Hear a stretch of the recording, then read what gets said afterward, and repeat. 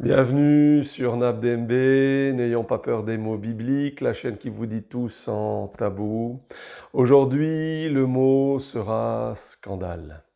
La première question qu'on pourrait se poser, c'est est-ce que ce mot, scandale, apparaît dans la parole de Dieu?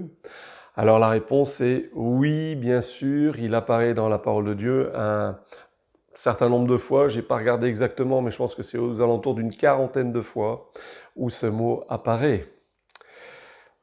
Première définition biblique, biblique, pas dans le sens biblique du terme, mais une première définition du dictionnaire, type Larousse. Quand on va chercher scandale, voici ce qui est écrit. Ce qui est une occasion de tomber dans l'erreur, occasion de chute. Occasion de chute que l'on donne à autrui par quelques mauvaises actions, par quelques discours corrupteurs. Ça peut être aussi indignation quand on a des actions et des discours de mauvais exemples.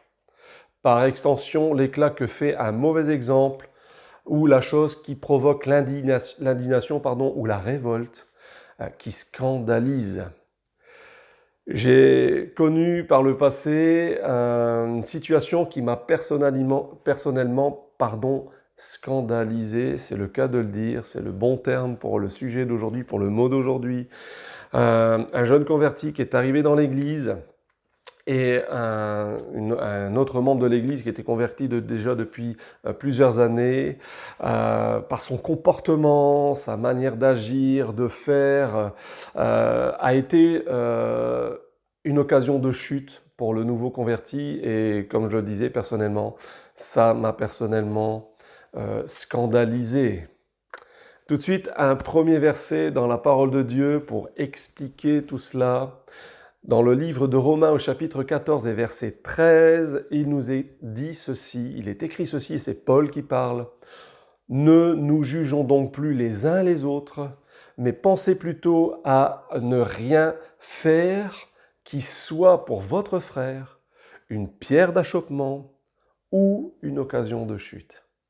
Ici, il y a deux termes qui ont été employés par Paul. Nous allons voir le premier ensemble. Quand il dit une pierre d'achoppement, le mot qui est en grec, qui a été employé, c'est proskoma. Proskoma signifie un bloc qui fait trébucher, un obstacle sur le chemin, contre lequel vient buter le pied, contre lequel bute le pied, ce qui fait trébucher ou tomber. Ce qui fait trébucher une âme aussi, c'est-à-dire par quoi elle est attirée à pécher. Et le deuxième terme qui a été pris, c'est une occasion de chute.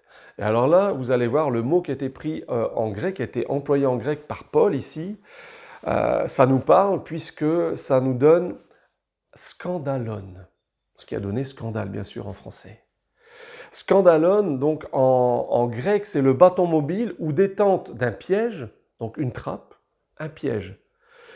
Mais il signifie aussi tout obstacle placé sur le chemin et faisant tomber quelqu'un, une pierre d'achoppement, ou une occasion de chute, c'est-à-dire un rocher qui fait trébucher.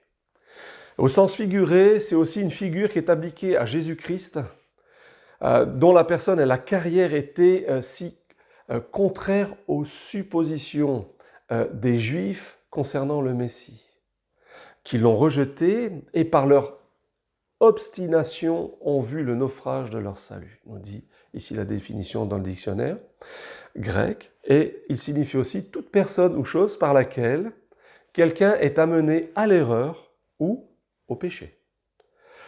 Un deuxième verset tout de suite dans la parole de Dieu, dans le livre de Marc au chapitre 9 et verset 42, Jésus qui dit « Mais si quelqu'un scandalisait un de ces petits qui croient en moi, il vaudrait mieux pour lui qu'on lui mît au cou une grosse meule de moulin et qu'on le jetât dans la mer. » Là aussi, le mot qui a été pris par scandaliser, qui a été employé par Paul, ici, pas par Paul, mais par l'auteur, c'est scandalizo, qui a donné en français scandaliser.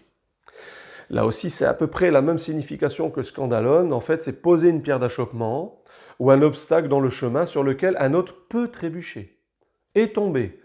Métaphoriquement, il signifie aussi offenser ou attirer à pécher. Faire qu'une personne commence à se méfier de quelqu'un en qui elle avait l'habitude de croire et même d'obéir. Être une occasion de chute, être offensé dans quelqu'un, c'est-à-dire voir dans un autre ce que je désapprouve et qui m'empêche de reconnaître son autorité.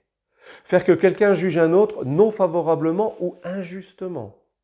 Puisque quelqu'un qui trébuche ou dont les pieds s'empêtrent se sent contrarié, faire que quelqu'un ait du déplaisir à une chose, rendre indigné. Et un dernier verset dans la parole de Dieu, dans le livre de Corinthiens, donc 2 Corinthiens chapitre 6 et verset 3, Paul qui dit « Nous ne donnons aucun sujet de scandale en quoi que ce soit, afin que le ministère ne soit pas un objet de blâme. » Et là, il s'adresse bien sûr à des serviteurs, mais le mot qui a été pris, qui a été donné, qui a été employé par Paul ici, pour scandale en grec, c'est proskopé. Et proskopé signifie une occasion de trébucher, faire quelque chose qui fera trébucher les autres, c'est-à-dire les conduire dans l'erreur ou dans le péché. Et ici, par rapport au verset que nous avons vu, par rapport aux définitions que nous avons pu comprendre ensemble, il y a un encouragement dans la parole de Dieu pour nous. Nous ne devons pas être des occasions de chute, nous ne devons pas être des pierres d'achoppement, nous ne devons pas être en scandale les uns envers les autres, nous dit la parole. Et c'est vraiment important pour nous, important dans nos vies. Bien sûr, nous pouvons le vivre ou l'avoir vécu, mais soyons encouragés, ne soyons pas un sujet de scandale. À bientôt.